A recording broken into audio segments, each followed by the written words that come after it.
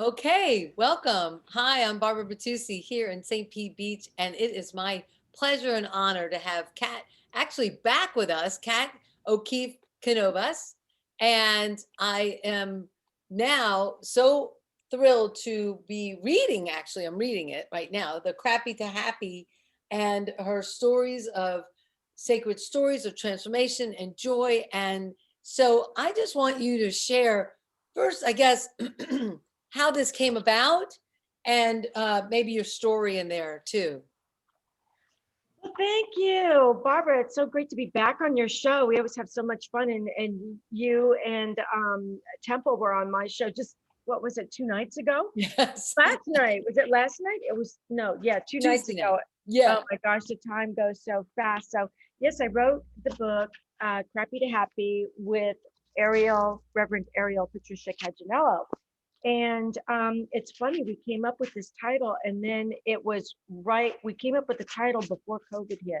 Uh, So the book was like perfect for what was going on in COVID. And so basically, there's 4 parts to the book, and I am in the health and wellness. And my story was called Breathe, Just Breathe. And it's about how when we get bad news, and I'm a 3-time breast cancer survivor. So in my story, I had just been re-diagnosed with recurrence. uh, And the interesting backstory to my stories is the doctors missed my cancer, my breast cancer, every single time. And so it was told to me in my dreams. And that's why I do dream therapy. I had to figure out what the dreams are saying to a degree, but I had monks walk in my dream, take my hand, put it on my breast, and say, "Do you feel that? That's breast cancer. You go back to your doctors and tell them you need a second set of tests," because I had just had a complete physical and they told me I was healthy. So finally, it took me 3.5 months to convince them to do an MRI, and it was a 9 by 11 centimeter tumor. And I found I couldn't breathe because it scared the life out of me. I didn't think I was going to be able to survive it.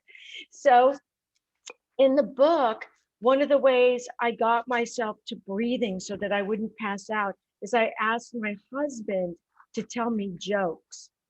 And mm, by telling me jokes, and I share the jokes in the story, in order to laugh, you have to take a deep breath in. And there's few powers other than laugh and prayer that can bring you up to a really high vibrating level when you're in a place of crisis. So that's what my story was about, finding that grit, grace, and love so that I could go from a crappy place to a happy one and laugh. wow. And just to underline too that you have the dream story, you have the dream book as well, which goes into all of that about the cancer, and Mhm. your coaching people with that is just tremendous because you got me.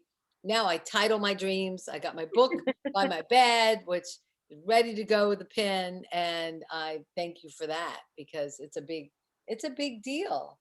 So It is. So, yeah. And, we were really proud of the fact that James Redfield came in and wrote the foreword, and Dr. Bernie Siegel wrote a story. So it validated that this was a worthwhile project, which is always nice to know. And then we had Temple in there too. Temple's in this book also, and that's going to be the next one with you.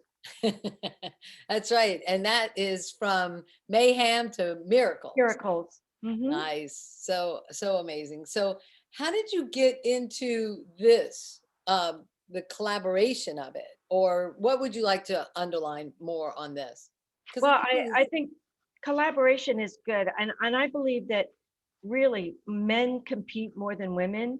Women tend to collaborate. I think it's part of our DNA.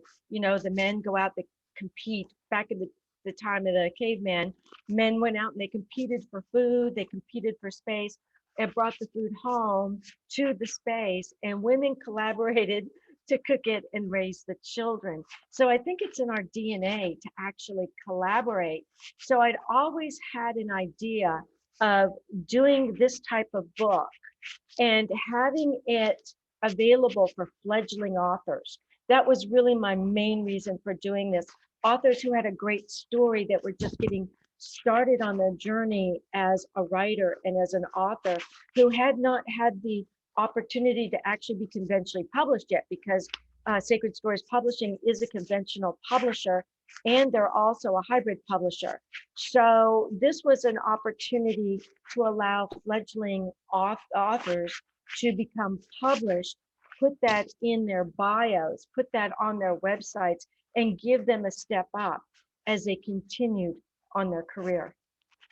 Yeah, that's great because it brings everybody together under that one main thought. And but I still love the fact that you get coaching in your dreams. I want to have you share more about that for some reason. What do you? Um, when I do coaching in my dreams, usually, well, up until now, it was in person. I would be a speaker or at a convention, and what I would do is teach just a little bit about dreams. And even when I would go to the International Association for the Study of Dreams, and Dr. Larry Burke and I would talk about, it's right over my shoulder over here. Where did it go? Oh, it's curling up so I can see it. Dreams that can save your life. Early warning signs of cancer and other diseases. And we were published by Inner Traditions and distributed by Simon and Schuster. So we're on both of their websites. And so when I would go to the International Association for the Study of Dreams, and we would teach how your dreams can be a sacred doorway into divine messages. If you're living your purpose, or you are on a mission from God, you're not going to die until it's your time. Yet, as a human being, sometimes bad things happen. And so our dreams can keep us on that path. They can keep us on the right road. And if we can tap into those dreams and understand what they're saying, like the 30 authors or the 30 people in this book did, every single one of their dreams was a precognitive dream, told them that they had an issue coming up in their life, or a disease, or a car accident that was going to happen, something that could keep them alive. So I usually just give the outline for that. And then what I usually do, Barbara, is I have the hot seat. And that's a chair in front of the room. And I'll just throw it out there and say, okay, who would like to come up and pick a mask off of my table of masks and unmask your dream? We're going to unmask your dream altogether, because this is your dream and your dream only. So let's say somebody chooses, like me, the cat mask, because I consider myself a cat and I often have my cats in my dreams. Oh, So I'll come up and I'll sit in the hot chair, the hot seat, and I'll put my mask on. I'll look at the mask and see what it is that attracted me to that mask, to choose it for my nightmare or my dream, because nightmares, I believe, are gifts from God mm. in disguise. And they'll put their mask on. And when they're ready, they'll take the mask off. They'll share the dream or the nightmare with us. And then we'll ask them questions, because it's their dream, their nightmare. They're really the only ones that can unmask it.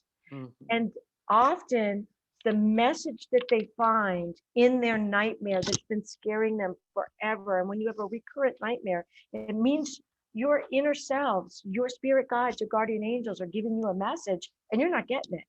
So they're Mhm. giving it to you over and over and over again until you do. And so working with the collective consciousness in the room, that universal oneness, and the mask, we can unmask that nightmare and move forward.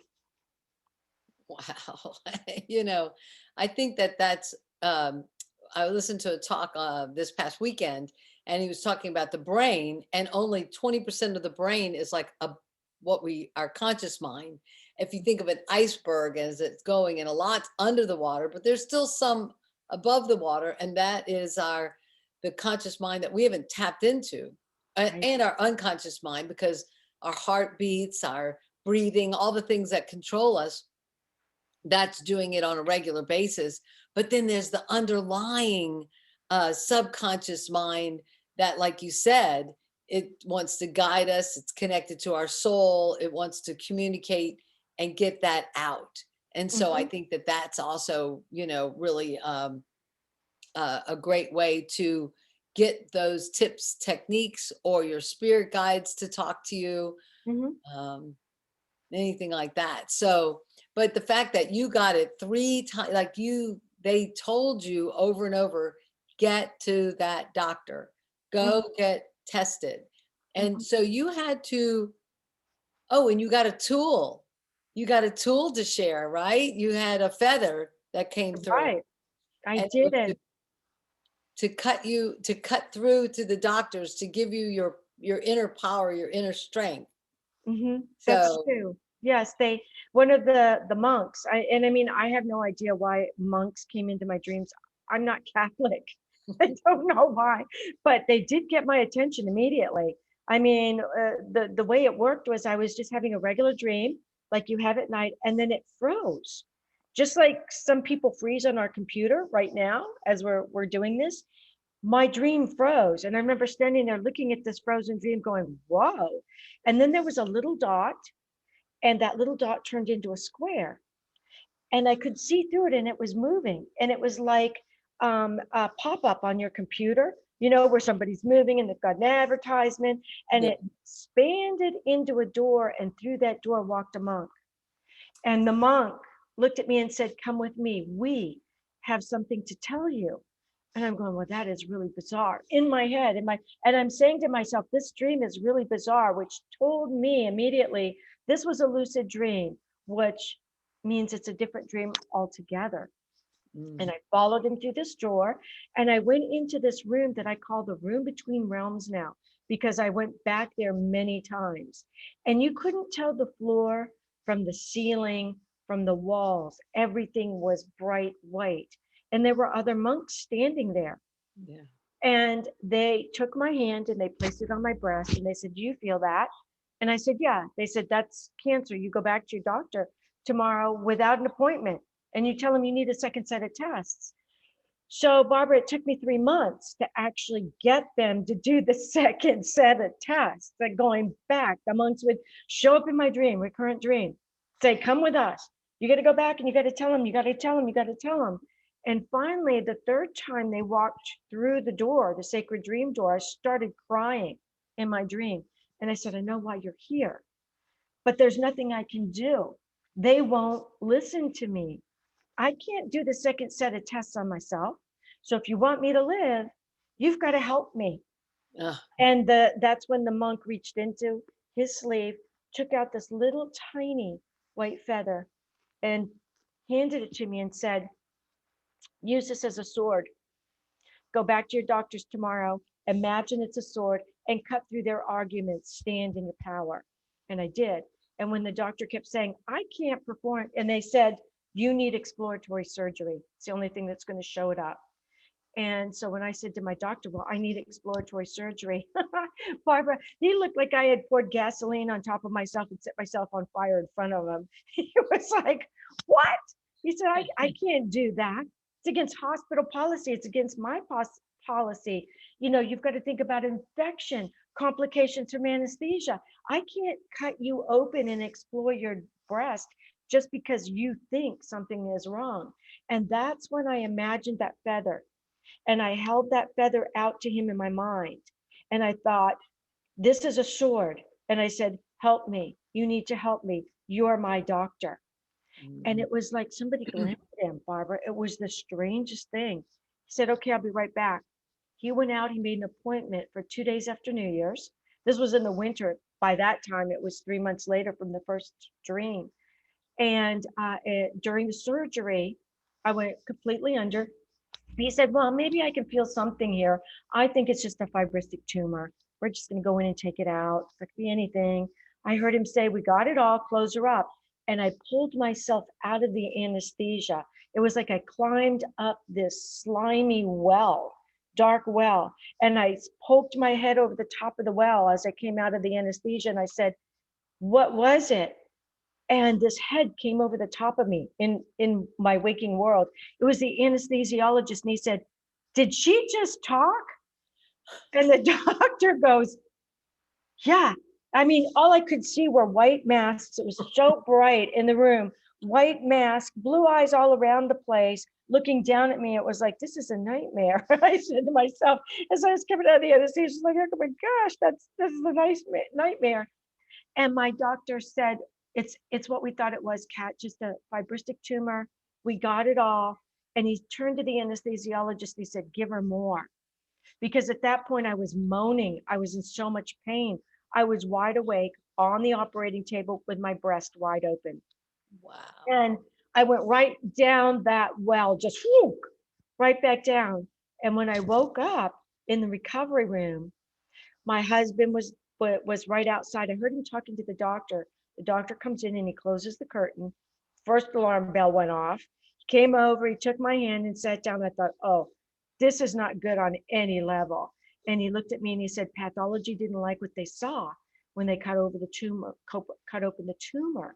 And I said, is it breast cancer? And he said, yes. Now I have to refer you to a specialist. And when he said in the office to me, yes, okay, we'll do the exploratory surgery, I said, shouldn't we have a specialist present? And he said, you're too young for breast cancer. It doesn't run in your family. You don't have breast cancer. I'm going to do the surgery. So I remember, Barbara, the time when I had the recurrent dream.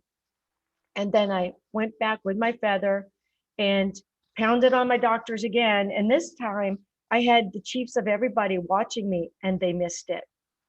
So when I remember when I talked about that dream where where I breathe, just breathe, and I got my husband to tell me jokes so that I could breathe. Once I got to breathing and I wasn't afraid of holding my breath and literally dying, I went up to take a nap. And when I laid down in the bed to take a nap, I fell right to sleep. And in my dream, I dreamt that I woke up while I was taking my nap and the three monks were standing beside my bed. And I looked up at them and I said, hey, I know why you're here. I got it. I got it. I've got recurrence. That's a 9 by 11 centimeter tumor. I'm not going to make it. I'm going to die. I said, that's fine. I understand. That's fine.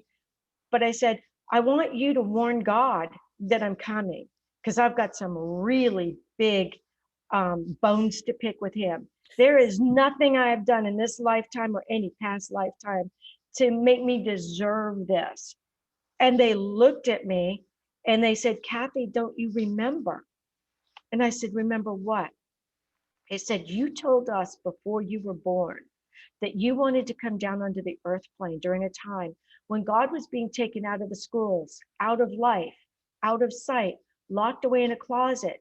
And you were going to show the world that science only goes so far and then comes God, and that you worship God. You don't worship the gift, science. We told you we'd be with you every step of the way, and we have been. You are not going to die. And I looked up at them and I said, what the hell was I smoking up there when I told you that? And it's the only time I have ever seen my monks laugh.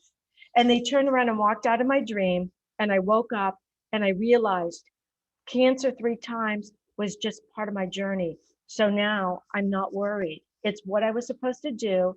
And I'm doing it. I'm putting it in my books. I'm doing it on radio shows like yours. And I'm talking to whoever I can talk to say, God's not dead. Don't let anybody lock him away in your closet. Science is great. We hear about, oh, follow the science on all the news channels. Follow God. Listen to the science because science changes from one day to another, just like psychology. But God is ever constant. Put your trust in God. Listen to science, but follow God. That's amazing. That's it. Look, that's awesome. Kathleen O'Keefe Canovas, yay. And that's her website, guys. That's her name right there if y'all want to jot it down. Um, does anybody have any questions for Kat right now? She goes by Kat. She's just an amazing, you're like a breath of fresh air. When you said the breath part, it's like, yay, because I get it so much so. And I know that we've just recently met this past year, but I feel like I've known you forever. You know, like you're one of those friends that we just connected, you, Temple, and I. And I think it's just so wonderful.